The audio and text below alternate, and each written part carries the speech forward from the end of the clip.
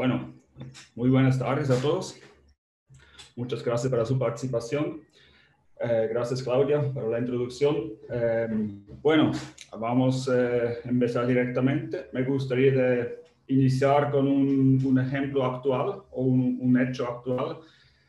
No sé si ustedes han visto en las noticias o en general en el Internet que debido a la pandemia en este año 2020, hemos logrado reducir las emisiones de gas carbonio un 8%, se estima un 8% en total, ¿no? Durante este año. Bueno, buena novedad, se imaginan, o al menos esta pandemia horrible tiene algo positivo. Yo pongo esto un poco en contexto. Ponemos 8% de reducción en contexto, de 100% obviamente en el eje aquí. Y todos nosotros sabemos que tenemos una meta, ¿no? Un objetivo que nos da el IPCC, el Panel Internacional de Cambio Climático, que nos dice hasta 2050 tenemos que reducir hasta cero para prevenir el peor escenario del cambio climático.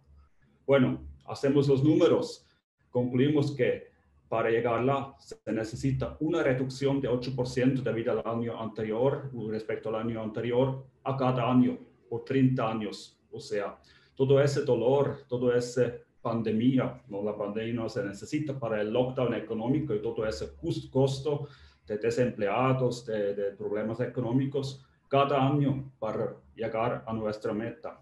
Bueno, eso que deja muy claro que en la forma tradicional no vamos a llegarla, no hay camino, ¿ya?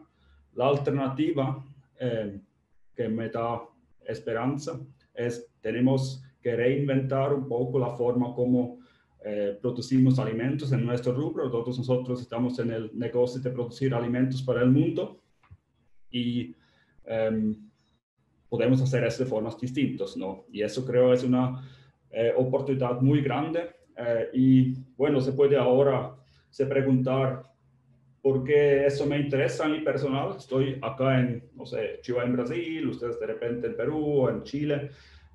Bueno, los americanos y los chineses van a resolver este problema, pero no estoy de acuerdo con eso por cuatro motivos. Primero, nosotros en el hemisferio sur somos los que son más afectados. Esos son los estudios científicos que muestran que nuestros rendimientos de producción alimentaria son los que son más afectados por el cambio climático por diferentes motivos. Actualmente producimos la mitad de alimentos comparado con el norte. También las tecnologías tradicionales como fertilizantes, como defensivos agrícolas, todos los productos químicos, eso ya usamos bastante bueno, ¿no? Estamos en Perú, en Colombia especialmente, estamos en un nivel relativamente alto. Bueno, y por final, el crecimiento de la población, la demanda creciendo para alimentos viene del sur. O sea, si sumamos todos esos hechos aquí, vemos que ese desafío de cómo producimos más con menos emisiones, con menos polución, eso es un desafío que afecta a todos nosotros, que es nuestro desafío, aquí del sur, sea Brasil, sea Perú, sea Chile. Bueno, eso un poco la motivación, la introducción. Yo sé que les asalté un poco con esos escenarios, pero ¿por qué eso? Yo creo que ese problema que tenemos aquí es fundamentalmente un problema de información, ¿no? Muchas veces sabemos, estamos en la duda, en día a día, en el campo, y no sabemos qué decisión tomar porque no existen informaciones. Bueno, y ese es el tema de hoy, tecnología de información en campo. Vamos a pasar por primero definir un poco qué exactamente es la información, porque muchas veces se habla de información pero no es tan claro. Después los desafíos en la agricultura de precisión, de la medición en campo.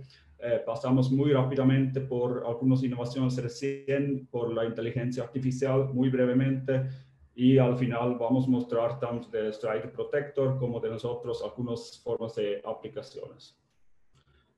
Ok.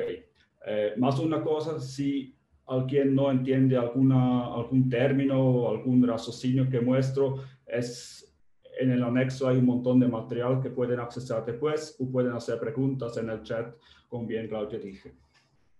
Bueno, la información. ¿Qué es la información?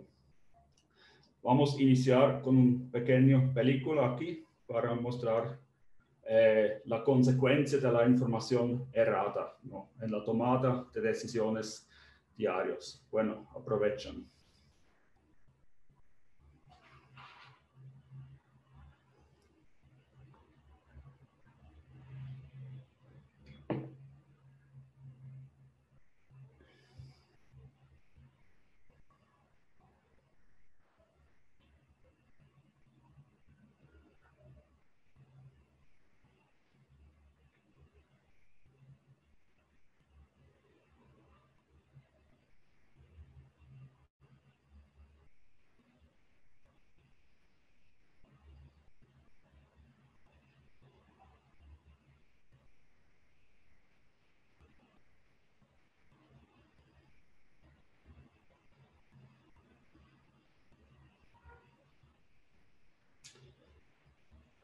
Bueno. Buen provecho.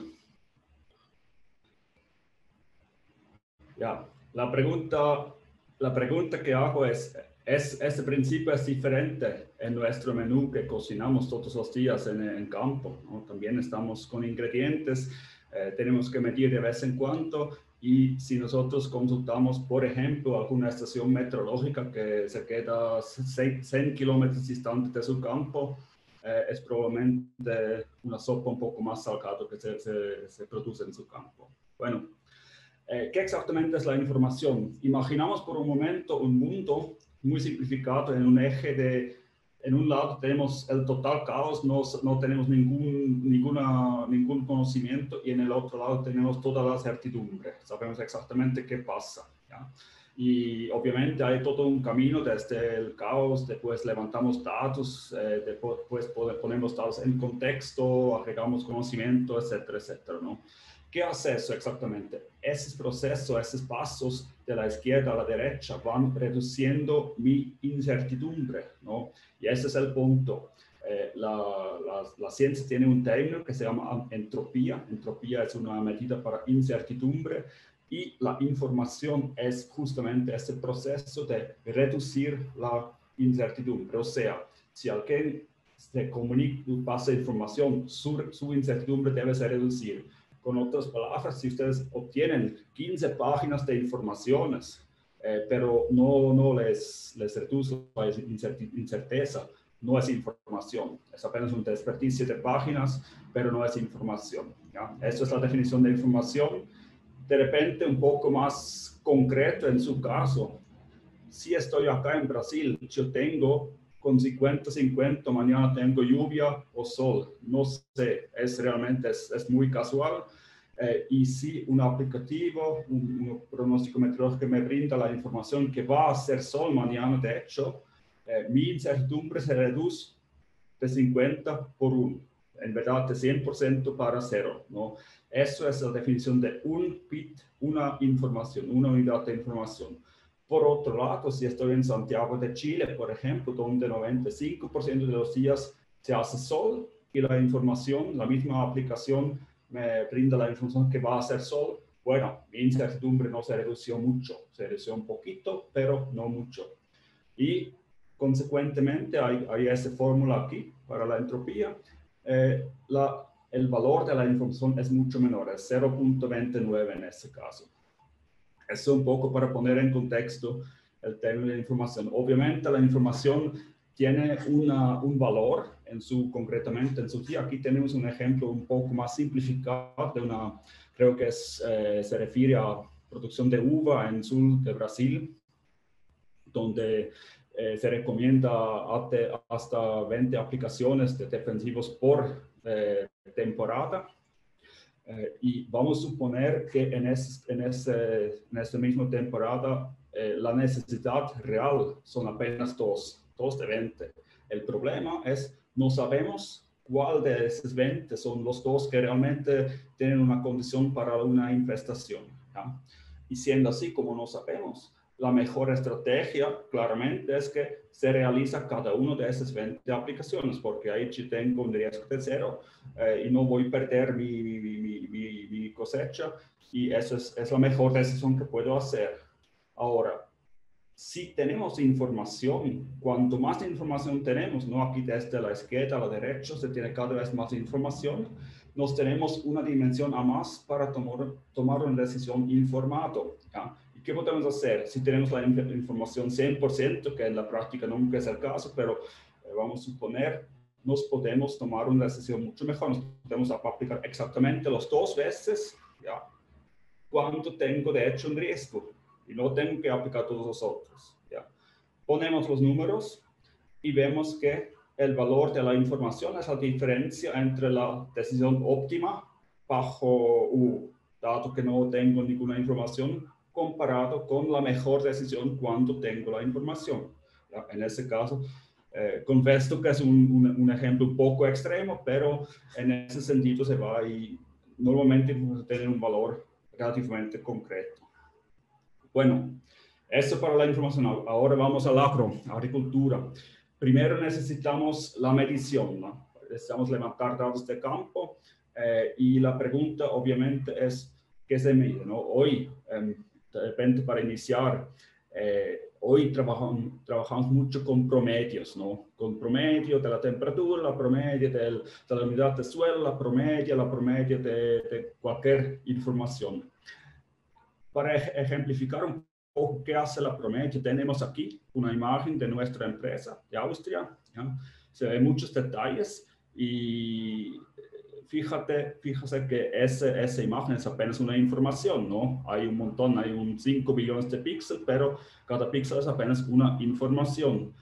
Pero en esa información se va a sacar en ese estado se va a sacar muchas informaciones, por ejemplo, que es una empresa, en mi opinión, muy simpática, ¿no? Es una empresa relativamente pequeña, etcétera, etcétera, ¿no?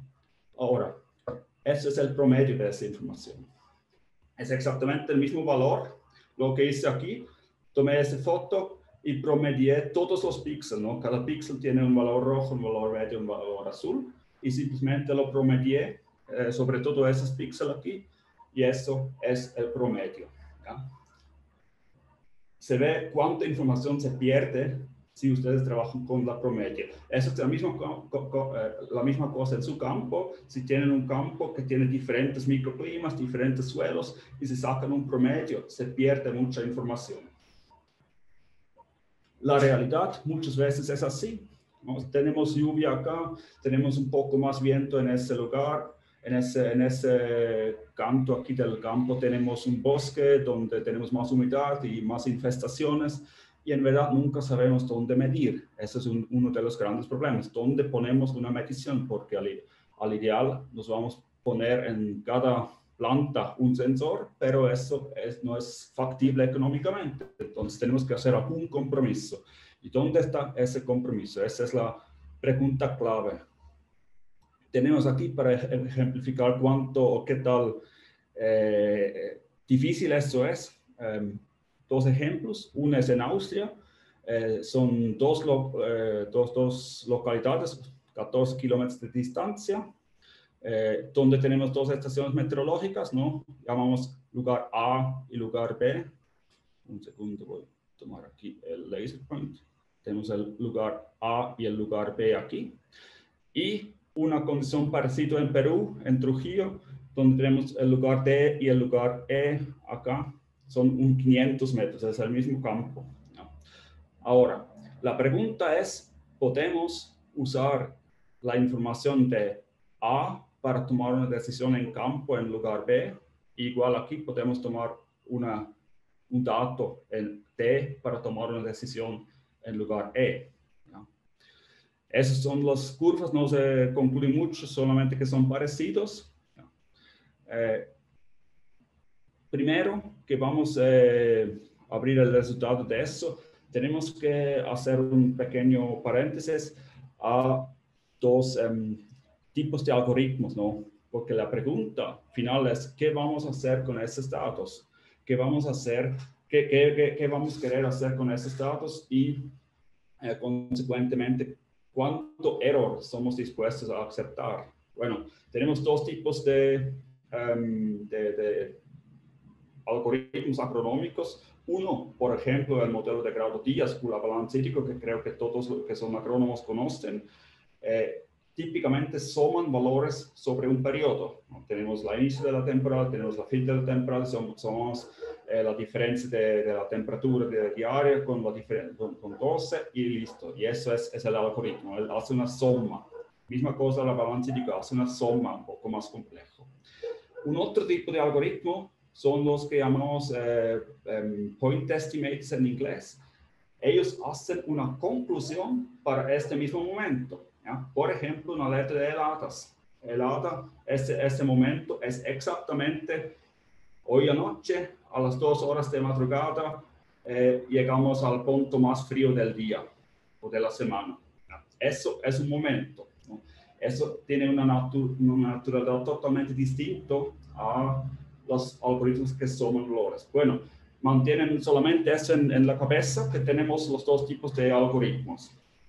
Ahora, vamos al resultado. Si tomamos decisiones con datos de A para campo B y usamos modelos que hacen una acumulación, ¿no? Tipo 1, no hay problema, ¿no? Lo que pasa aquí, tenemos una varianza, una variabilidad. Bueno, voy a abrir aquí. Se ve aquí el valor verdadero, es esa barra aquí, representado por esa barra, y el valor que obtenemos de A para B siempre varía un poco. Pero ¿qué pasa?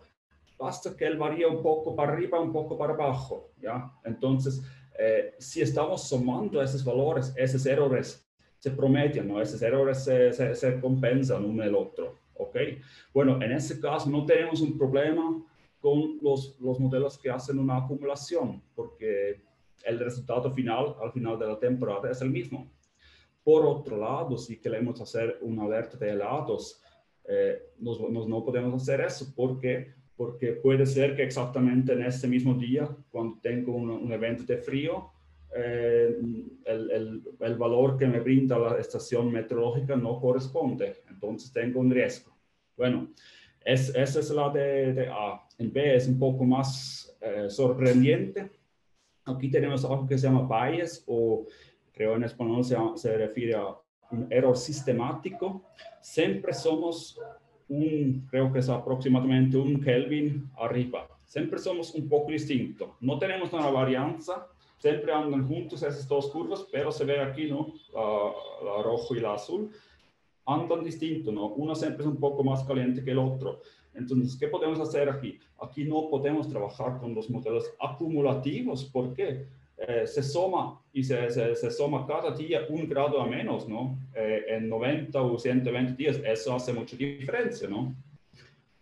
Por otro lado, si conocemos el error sistemático, en teoría lo podemos corregir y podemos en teoría trabajar con modelos de alerta, mismo que yo personalmente creo eso es un poco arriesgado.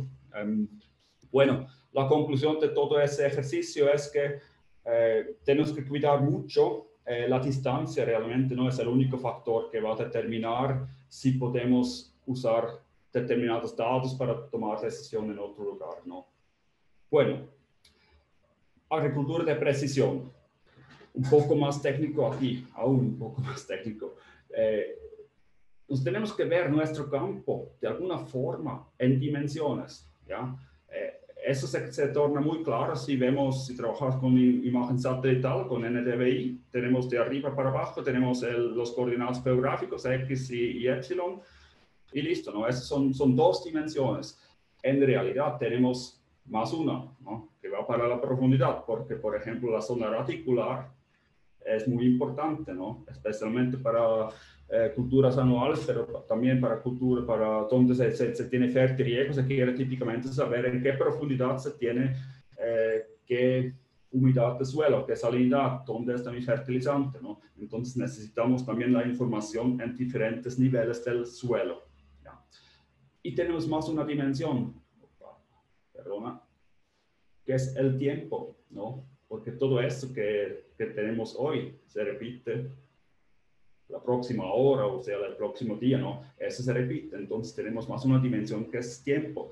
Y bueno, si trabajamos con la agricultura de precisión, trabajamos realmente con todas esas 4 dimensiones. No podemos tomar una promedia de profundidad, una promedia de 3 semanas o algo así. Tenemos que saber la información para todas esas dimensiones en una resolución razonable. Bueno, algunos ejemplos para tornar más concreto. Una estación meteorológica típicamente está en un local, ¿no? Pero anda con el tiempo, porque cada hora o cada 10 minutos, dependiendo, él toma una medición y te brinda una curva, como vemos aquí, de temperatura, de humedad relativa, de humedad de suelo, etc. Misma cosa con una sonda de suelo, pero esa sonda aquí es en un punto, ¿no? En un punto en X y Y, pero tiene una profundidad. En ese caso es una sonda Sentek, tiene 90 centímetros y a cada 10 centímetros saca una medición y te brinda, de hecho, en 9, bueno, creo así aquí son 6 en verdad, en 6 dimensiones de profundidad te brinda una información. Y aquí tenemos la aplicación de Strider, que típicamente hace mapas que te brindan informaciones en X y Y. Bueno, es un poco para contextualizar. Una última palabra al respecto de la teoría. Es muy popular hoy día aplicaciones que hacen mapas de calor. ¿Ya? Mapas de calor son colores y esos colores dependen de valores y son muy bonitos. Es una forma muy intuitiva para desplegar informaciones. El importante entonces es saber qué información es por detrás, ¿no? Porque si no, por ejemplo, una cosa que se hace típicamente es interpolaciones entre estaciones meteorológicas que son 20, 30 kilómetros distantes, ¿no? Eso es, perdón, es nonsense, ¿no? Eso no es científicamente fundado, ¿no? Tenemos que tener una distancia máxima que típicamente depende mucho de la variable, pero decimos entre 200 y 3 kilómetros, dependiendo un poco de la variable, ¿no? El problema es que tenemos que medir para saber dónde está esa limitación. Entonces tenemos que medir para saber dónde tenemos que medir. Eso es un conflicto, ¿no? En alguna forma. Y bueno, pero para todo eso existen formas pragmáticas que nosotros podemos ayudar aquí. El importante para de repente sacar de ese folio aquí, esa página aquí, es informaciones no se inventan, ¿no? No hay forma de inventar informaciones. Donde no hay informaciones, ni la interpolación, ni la inteligencia artificial, ni mapas de calor, eso no te brinda información donde no hay información. Te da la impresión que hay información, pero por atrás no hay. Ok, resumiendo. Tenemos 2 formas de agricultura, la agricultura tradicional y la agricultura de precisión. Y aquí unos 3, 4 puntos donde esas 2 formas se distinguen. Primero, la agricultura tradicional típicamente trabaja con información en 1D, ¿no? En una dimensión típicamente. Tenemos una información, una estación meteorológica o sacamos, tenemos un pluviómetro de vaso, ¿no? en el campo. Pero no tenemos una espacialización en la información. En la agricultura de precisión, por otro lado, trabajamos con 4 dimensiones, idealmente. Otro punto, hacemos un manejo promediado, ¿no? Y eso es algo que, una frase que mi socio de ODAP es el doctor Rodrigo Ortega Blue. Él es el fundador uno de los pioneros de agricultura de precisión en Latinoamérica. Él siempre dice el siguiente: información promedia resulta en decisiones promedias. Decisiones promedias resultan en un manejo promedio. Un manejo promedio resulta normalmente en una calidad promedio y generalmente el mercado paga, debido a eso, un lucro promedio, ¿no? Entonces, la información promedio, aquí tenemos un ajuste de la información a la granularidad. Obviamente que tenemos que hacer un compromiso, no podemos medir cada planta, pero tenemos que hacer alguna forma de espacialización. Otro punto típico para la agricultura tradicional, somos muchas veces forzados a tomar decisiones extremos, ¿no? ¿Qué significa decisiones extremos? ¿Recuerdan el ejemplo inicial con la pulverización, con los números de aplicaciones? ¿Por qué no tengo información? ¿Cuáles de los 20 aplicaciones recomendadas son realmente peligros? Tengo que aplicar todas las veces. Es una decisión extrema, ¿ya?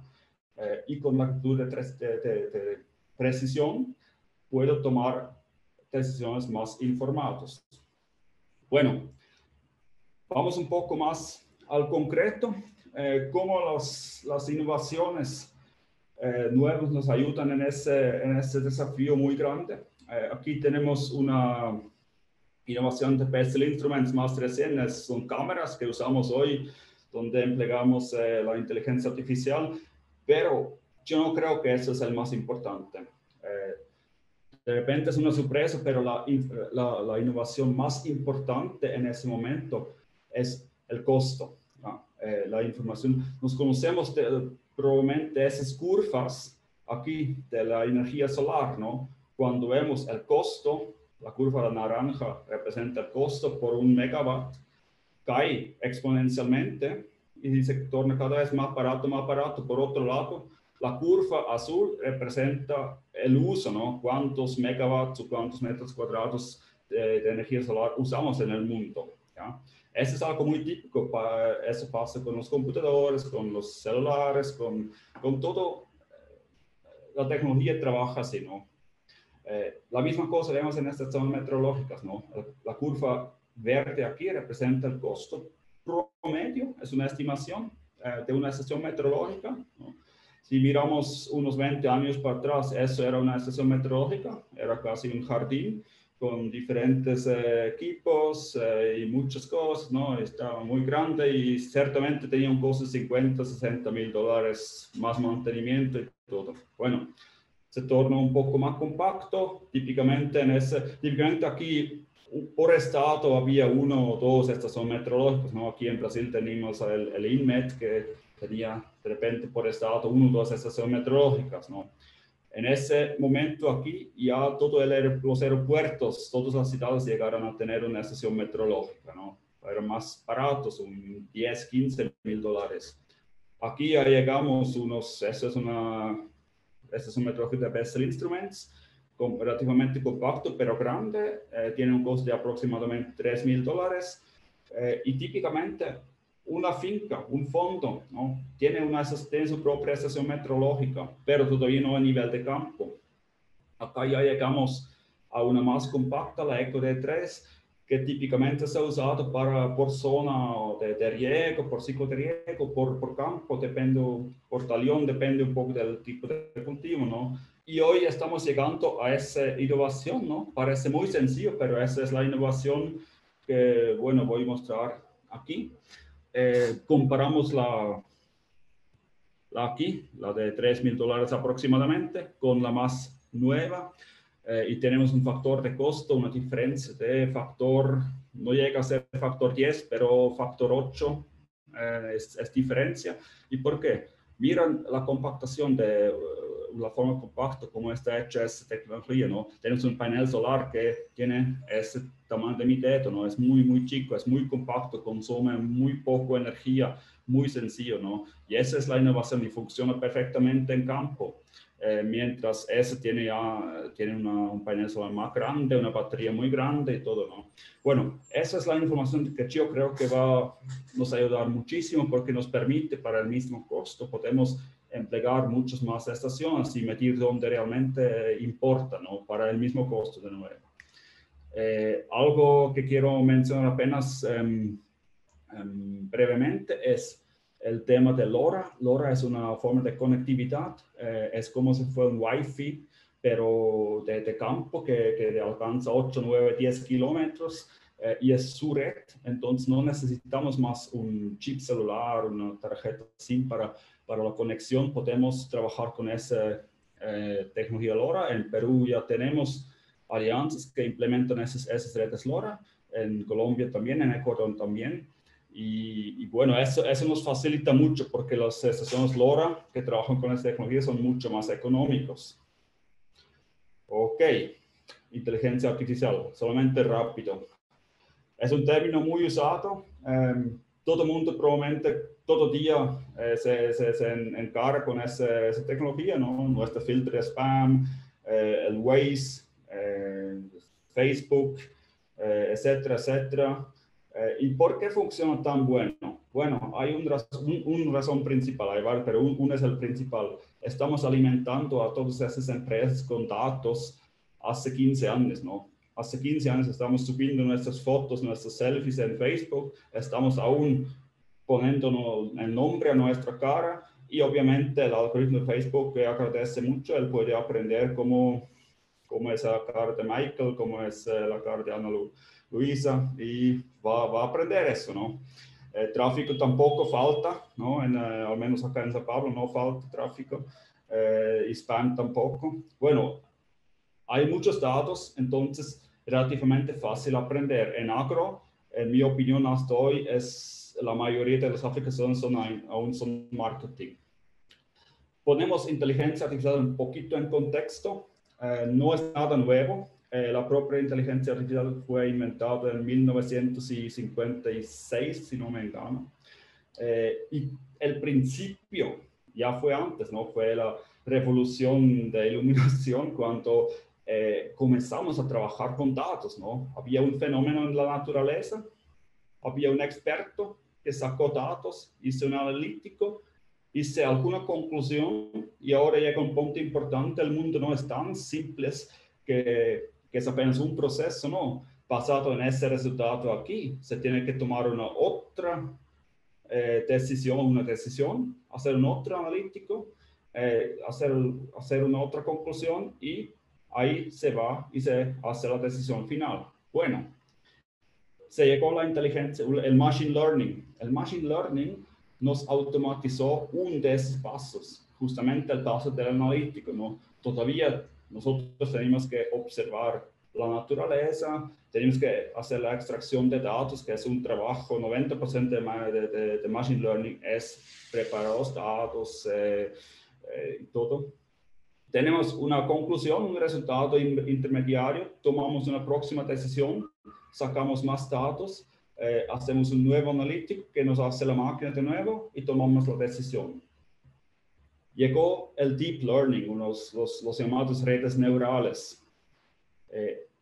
Lo hacen la extracción de datos automáticamente, ¿no? Subimos una foto y el propio algoritmo ya sabe, ok, eso es un carro, eso es una persona en la calle, tengo que frenar, eso ya pasa todo automático, ¿no? Entonces ya tenemos alguna autonomía aquí.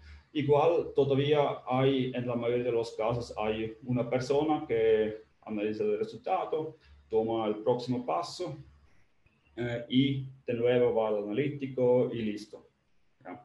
En nuestro caso, a propósito de esto, puede ser un analítico de una imagen de Strider que analice una placa, lo clasifica, dice, ok, esto es la helicoverpa, pero después un experto tiene que consultar, por ejemplo, el calendario, tiene que consultar el stock de su producto, tiene que ver si realmente es el momento para aplicar y números de decisiones. Y al final, de repente, aquí tenemos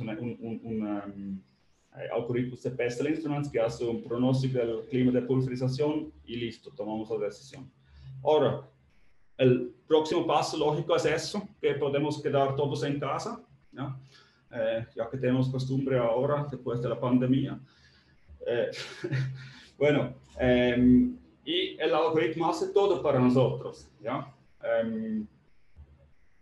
Puede ser que en algunos campos, como conducir vehículos, transporte público, eso va a pasar en algún momento, ¿no? Eso a propósito se llama la Artificial General Intelligence, ¿no? Que la inteligencia pasa por un campo al otro campo, por un dominio al otro dominio. Yo creo en la agricultura eso no va a pasar, sino nunca, pero no en los próximos 30 años. ¿Y por qué? Aquí vemos un ejemplo que cada estudiante de Computer Science probablemente hace en la escuela.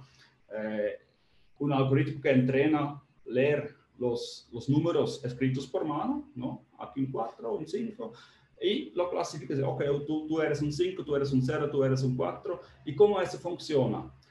los píxeles aquí, ¿no? Cada píxel es un valor, de nuevo, son 784 en total en esta imagen. Ellos van a través de un red aquí y ellos van a hacer alguna decisión aleatoria, totalmente casual, obviamente errado. Corregimos, eso va atrás, corrige todos los nodos y de nuevo, y ida y vuelta, ida y vuelta. Y bueno, ese proceso todo necesita aproximadamente, en este caso, ese juego de datos tiene 50.000 fotos que son preparadas, que podemos sacar, es público. El problema en agricultura no tenemos eso, ¿no? No tenemos 50.000 fotos distintas de una helicoverpa, de todas las perspectivas distintas, ¿no? Y también es etiquetado, sabemos todo. Eso no existe, eso es un trabajo muy, muy grande y muy difícil, ¿no? Bueno, por eso creo que va a ser un poco más difícil. Funciona en algunos contextos muy estrechos. Aquí tenemos la cámara que mostré anteriormente. La cámara saca fotos, él típicamente visa un árbol, un frutífero, y ahí tenemos manzana, podemos tener también cítricos, y él va a encontrar esos objetos en la imagen y va a clasificarlos y va a medir su diámetro. Es como que se pone una dendrometría virtual. Eso funciona, ¿ya? Pero no es el proceso completo, ¿no? Ese es un paso. Ahora sabemos cuánto es el crecimiento de una fruta. Ahora tenemos que tomar una decisión. ¿Qué hacemos con eso? ¿No? Vamos a plantar otra variedad, vamos a aplicar otro producto. Eso no está dentro de ese algoritmo. Sí, bueno, para dar un final a ese tema de inteligencia artificial y ir al concreto, nosotros creemos que todos esos aprendizajes, esos abordajes, quiero decir, nos llamamos de fuerza bruta, ¿no? El aprendizaje supervisado, donde tenemos esos miles y miles de ejemplos de entrenamiento. Eso no es el futuro son otras tecnologías. Hay diferentes tecnologías, el Microsoft es interesante, Google obviamente es muy, muy enfrente. Y una característica que todas esas tecnologías tienen es que ellos combinan la inteligencia humana con la inteligencia de la máquina. ¿Ya? Típicamente modelos paramétricos es si yo sé, ok, mi planta, la curva de crecimiento de planta se comporta de algo, pero no sé cuánto exactamente, ¿no? Y yo voy apenas a ajustarlo, voy apenas a calibrarlo, ¿no? Eso creo es lo que va mucho más para frente en agro. Y bueno, aquí tenemos algunas herramientas que quiero les presentar. Aquí más una imagen bonita para mostrar cómo nos vemos el futuro, el co-desarrollo, ¿no? Nosotros no creemos que es una única plataforma justamente porque no es posible que la inteligencia artificial resuelva todos los problemas, que no tenemos una única plataforma, un Microsoft del agro, pero sí tenemos varios plataformas distintos que van a cooperar y también necesitamos los académicos, necesitamos el público, necesitamos las cooperativas, sobre todo son muy importantes, necesitamos ustedes como productores y las empresas locales, y creo que todos ellos tienen que se juntar y desarrollar esas soluciones. Creo que eso es nuestra visión del futuro. Bueno, por finalizar al concreto, ¿cómo vamos a arrancar con todo eso? Voy a les presentar tres, bueno, Gio 2 y Ana Luisa después, una aplicación. Primero la plataforma Field Climate, es la plataforma patrón estándar de Bessel Instruments, del fabricante de los equipos. Es excelente para el clima, obtiene todos los datos de las estaciones meteorológicas, hace algunos analíticos, pero bueno, el punto es que esta es una plataforma que se queda bastante en el general, porque es una plataforma que es la misma para el mundo entero, ¿no? Desde un productor de papa en el norte de Inglaterra hasta un productor de soja en Brasil, en climas tropicales, es exactamente la misma plataforma. ¿Ya? La única cosa que cambia es el idioma. Y entonces él no se profundiza tanto al contexto del productor. Por otro lado, es una plataforma abierta y es gratis, ¿ya? Apenas los módulos adicionales que gustan. pero la plataforma por sí es gratis. Y bueno, se integra con el Protector en brevedad, está en trabajo y se integra también con Odapes, que es una plataforma que voy a les mostrar en un minuto. Un servicio que existe en esta plataforma feedclimate.com, que quiero mostrar para ustedes como un ejemplo concreto. Nosotros tenemos muchas veces problemas con la pulverización, con el momento exacto de la pulverización, ¿no? Porque obviamente la adaptación del producto depende mucho de las condiciones climáticas. Y bueno, eso obviamente es un problema. Vamos a suponer que se tiene planificado una aplicación para este día. Aquí es el domingo. Y el calendario te recomienda una aplicación aquí. Pero ahora llega ese día y bueno, lluvia, no se puede aplicar. Se tiene el riesgo que se pegue una infestación. Se tiene que esperar. Con ese pronóstico aquí tenemos modelado las condiciones climáticas para la pulverización desde malo a regular a óptimo para cada hora de los próximos 7 días. ¿No? Y siendo así, como yo lo sé de la forma anticipada, yo puedo anticipar esa aplicación para, aquí es el viernes, ¿no? Sexta-feira en portugués, es el viernes, y podemos evitar esa situación. Bueno, creo que todos ustedes conocen eso. Esa es una cosa que está así, es disponible, desplegar y listo, ¿no? Te brinda la información. Otra cosa un poquito más complejo, no complicado, pero complejo, son cómo medimos las condiciones climáticas en campo, y también sabemos que enfermedades, ¿no? Los patógenos, la biología depende del clima, ¿no? Dependiendo si es muy seco y muy frío, ningún patógeno se desarrolla bien. Entonces podemos modelar cómo son las condiciones climáticas para cada patógeno. Nosotros hacemos eso para 84 enfermedades en total, en total 35 culturas y 84 enfermedades. ¿Y cómo funciona? Tenemos aquí primero el clima, esas son las condiciones climáticas que son medidos. Conocemos todo ese proceso biológico, es relativamente complejo. Sabemos qué condición climática necesita para llegar de ese paso para este paso y de ese paso para ese paso, ¿no? Modelamos eso y en debido momento, cuando llegamos a la infección, vamos a alertar, ¿no? Aquí sería ese el caso. Bueno, eso es, hay algo que es importante para hacer, eso te da la favorabilidad climática para determinada enfermedad, pero no entra, por ejemplo, la información si ustedes todavía están en tiempo de carencia, si necesitamos de hecho hacer una aplicación, estado fenológico y todo más, ¿no? Para eso recomendamos trabajar con el calendario inteligente de Stride, de Protector, ¿no? Parecer, que donde realmente entran todas esas informaciones y se tiene realmente una recomendación inteligente, ¿no? Importante, de nuevo, Ana Luisa va a decir más después, pero esos modelos de enfermedades no se puede aplicar solamente así, ¿no? No es algo que todavía necesita un experto para acompañar eso. Bueno, ODAPES, por final.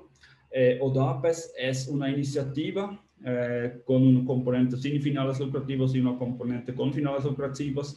¿Y cuál es la idea? La idea es que hoy las empresas agroindustriales y las empresas grandes accesan la digitalización muy fácil. No fácil, pero accesan. No tienen acceso, tienen un montón en el mercado, tienen propios recursos para desarrollar, tienen un cuerpo de agrónomos, etc. Pero no todos, ¿no? Somos 17 millones de productores rurales en América Latina y 540 millones en el mundo, muchas personas, y la mayoría son relativamente pequeños.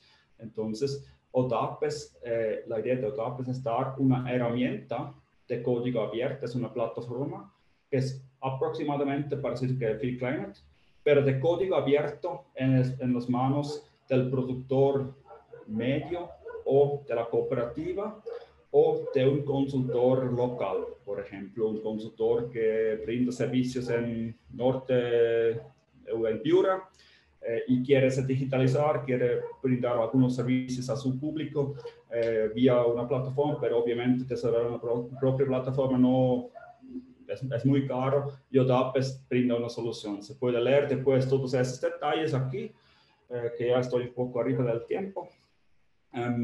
Eso es el... Bueno, son dos pantallas que tenemos aquí, ¿no? Hay una pantalla principal, centro, estados de la estación meteorológica, de clima, satelital, se puede subir también datos manuales por CSV, él hace, él despliega, él hace alertas, él hace también, y ese es el fuerte, él hace muchos geoespacializaciones, hace, por ejemplo, algoritmos de optimización de fertilización debido a diferentes características del suelo, y todo eso es accesible así. Okay. Bueno, esos somos nosotros, trabajamos en campo casi todos los días. Eso es Jesús, nuestra persona en Perú. Eso también es en Perú, eso es, bueno, esos son algunos de los clientes de los productores en América Latina que tienen tecnología Metos de alguna forma u otra. Eso es un fondo en Trujillo, en Olmos en verdad. Eso también, eso es, creo que es Campo Sol. Y eso aquí es en Brasil, no se ve clima diferente. Bueno, esto para mostrar que existen empresas que confían en Metos, no es algo de nuevo. A propósito, nosotros tenemos 35 años en el mercado, no somos un startup en ese momento. Nuestro jefe, Senior Gottfried Bessel, fundó esta empresa hace 35 años y desde entonces siempre en campo, todos los días. Bueno, aquí un esquema, eso es mi última página, un esquema para mostrar para ustedes qué plataforma sería de repente el ideal para ustedes, ¿no? Yo los dejo leer después solo. En general, tema fitosanitario siempre Protector, ¿no? Estos fitosanitarios realmente es un tema de especialistas, se necesita un especialista y Stryker Syngenta realmente es el especialista en este tema. Bueno, con esto agradezco a ustedes y voy a pasar la palabra a Ana Luisa. Perfecto. Gracias, Michael. Yo comparto acá. Perfecto. Bueno, buenas noches. Entonces voy a dar seguimiento pues a la presentación y hablar un poquito con respecto a lo que Michael venía diciendo, ¿no? De codesarrollo, de necesidad, de toma de datos, de informaciones que son realmente necesarias, precisas. Ahí nosotros traemos entonces la solución que es Protector.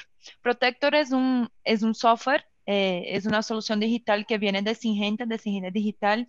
También nosotros ya estamos en el mercado a más de 7 años. Nosotros empezamos con una startup, hoy en día ya no somos, ¿no? Siendo del grupo Syngenta como tal, Syngenta, y nosotros nos posicionamos como digital. ¿Qué entrega Protector entonces, no?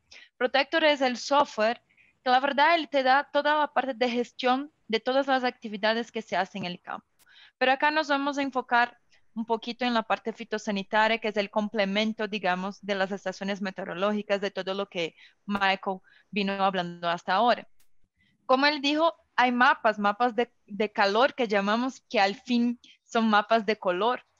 Protector hace estos mapas de una manera muy confiable, con datos que son tomados en campo, que son 100% georreferenciados y que son 100% posibles de hacer una trazabilidad. Cuando yo hablo de trazabilidad, ¿qué quiero decir? Yo sé dónde se tomó el punto, qué fue que se mostró, por ejemplo, si fue una oruga pequeña, si yo estaba monitoreando trips, si yo estaba monitoreando roya. Yo sé exactamente dónde fue este punto. Yo sé en qué condiciones estaban. Yo sé quién tomó este punto, a qué hora, ¿sí? Y cuál fue el promedio o cuáles fueron los resultados que se tomaron ahí. Y eso quiere decir que yo siempre voy a tener qué monitoreé, qué decisión yo tomé, por qué tomé esa decisión y si la decisión fue la correcta. Entonces, Protector viene para dar agilidad y simplicidad en la decisión agronómica, teniendo en cuenta muchos de los factores para que nosotros tengamos una decisión agronómica correcta, ¿no? Pues antes dijo como que información promedia, manejo promedio, ganancia promedio, y yo estoy totalmente de acuerdo con esto. Mientras más información tenemos, mientras más podamos sacar provecho de las informaciones, y acá algo diferente de información y dato, porque planilla, un montón de datos, números, todos los agricultores tienen. Ahora, transformar estos datos en información que realmente son buenas, que realmente hacen la diferencia para la toma de decisión, es donde nosotros debemos de llegar. Y es donde llega Protector. Nosotros transformamos datos en análisis e insights que realmente son funcionales para cada uno de los tomadores de decisiones, en cada uno de los fondos, en cada uno de los cultivos. Acá les traigo 3 pantallas de nuestro sistema como tal, que es el mapa de calor georreferenciado de acuerdo con el muestreo que se hace en el campo, entonces de acuerdo con las actividades que son realizadas en campo, de acuerdo con la metodología para cada plaga, para cada enfermedad, para cada maleza, por ejemplo.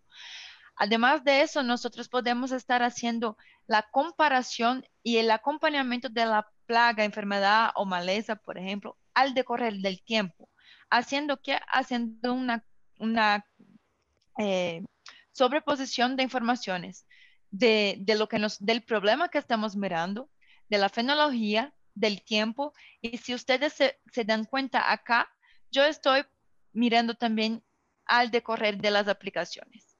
Si mi aplicación realmente fue efectiva, realmente fue eficiente, o yo apliqué en un momento que no era el correcto. El clima me estaba diciendo que yo debería aplicar, o si yo aplicaba, la eficiencia ya se bajaba muchísimo. Entonces nosotros podemos estar haciendo esta evolución en el tiempo. Para, como yo les dije, para que nosotros tomemos decisiones agronómicas que realmente son correctas, que realmente son más que el promedio y que nos va a dar más productividad, más rentabilidad al final de nuestro ciclo, al final de nuestro cultivo, nosotros debemos de tener ojos 360 en todos nuestros fondos, ¿no? Entonces, ¿cuáles son los problemas que estamos teniendo? La condición climatológica está favorable, ella me va a ayudar, no me está ayudando. ¿Qué decisión tomo con relación a esto? ¿Cómo mi equipo está trabajando en el campo? Porque bien dijo Michael, siempre el secreto hasta ahora, y yo creo que por mucho tiempo también, es tener un software, es tener un producto que sea inteligente, que sea viable, que ayude, que optimice, que ahorre recursos, pero siempre necesitamos de una persona. Siempre necesitamos tener insights, análisis, y esto viene del hombre y del conocimiento. Y cómo estas personas están trabajando, cómo están tomando datos, si la representatividad está ok. Mi fondo, todo mi fondo es necesario aplicar, todo mi fondo está en riesgo, todo mi fondo está a promedio, o yo tengo partes que están más productivas, que están más rentables, tengo partes que tienen un problema más grande y necesito aplicar ya. ¿Puedo empezar a hacer aplicaciones focalizadas? Claro que sí. Eso es ser sostenible, eso es ser sustentable y ser más productivo. ¿Y cuál es el mejor momento para aplicar? Protector toma todos esos pilares, esas necesidades y compila para que la decisión agronómica sea la más asertiva posible. ¿Cómo funciona esto? Nosotros hacemos la creación digital de la finca de ustedes, del fondo, y no importa cuál es la división, si estamos hablando de parcela, lotes, fondos, ¿sí? Nosotros creamos ello digitalmente. Configuramos todos los parámetros que ustedes ya manejan, que ustedes ya conocen, toda la parte de plagas, enfermedades, malezas, cualquier otra actividad que se lleve a campo. También podemos configurar todo que sea parametrizable y empezamos con el monitoreo 100% digital y 100% georreferenciado. Acá es el secreto. Si nosotros empezamos a hacer georreferenciación, si nosotros podemos tener un apoyo, un soporte digital, nos ahorra tiempo en campo, nos ahorra tiempo buscando después informaciones, nos ahorra tiempo para certificaciones si somos agroexportadores.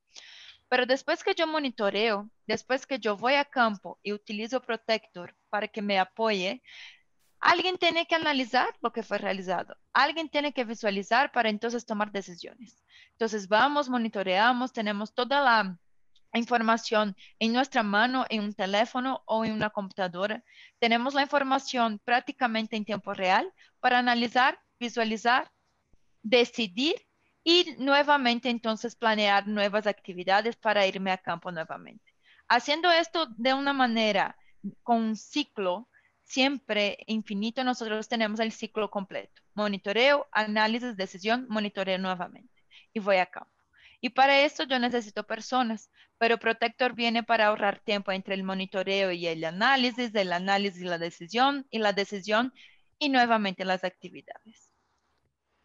Algo muy bueno de la parte de las aplicaciones que también comentó anteriormente es la parte de nosotros sabemos que podemos trabajar con calendarios, podemos trabajar con aplicaciones calendarizadas, pero si el clima nos dice que no es el momento de aplicar, ¿por qué vamos a aplicar? O si el clima dice que deberíamos anticipar o aplazar, ¿por qué no?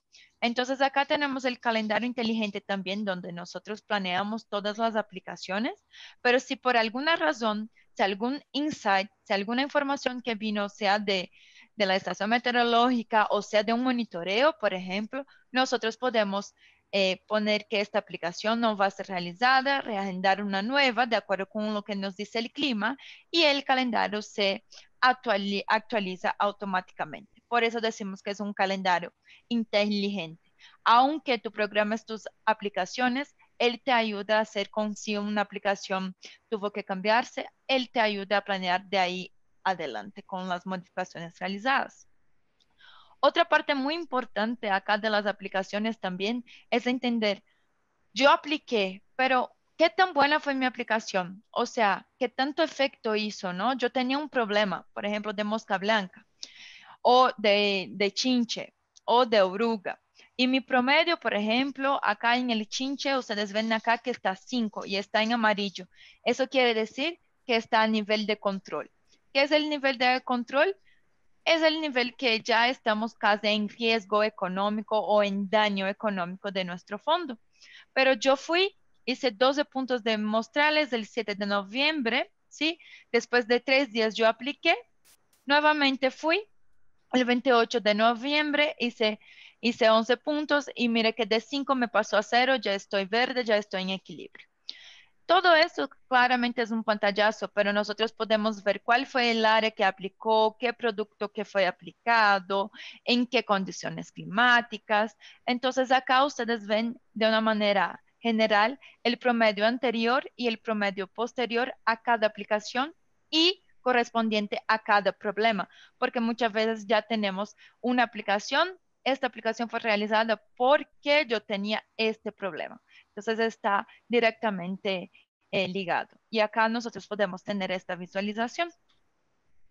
Acá yo les traigo rápidamente algunos resultados con Protector, con, por ejemplo, al decorrer del tiempo, en algunos lotes, por ejemplo, nosotros vemos la, la disminución de partes en riesgo en partes de daño. Entonces, con Protector, con monitoreo adecuado, con informaciones adecuadas de clima para aplicaciones más eficientes, y un manejo fitosanitario bueno, nosotros podemos tener menos áreas afectadas. Si ustedes ven acá en el comecito, en el inicio, tenemos un área muy grande roja, continuamos teniendo áreas rojas, pero ya está yendo a amarillo, verde se aumenta. Nuevamente por acá, mira, empezó a estar amarillo, no controlé alguna decisión que no fue hecha correctamente, de acá ya me aumentó muchísimo, pero si ustedes ven, acá al final tenemos el mismo fondo totalmente en equilibrio y control.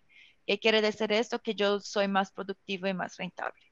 Otra cosa muy buena también que nosotros podemos hacer es la parte de ahorro en tiempo y manejo de muestreo de nosotros sabemos que la cantidad de puntos de representatividad, camino, es muy bueno y con Protector podemos hacer esto.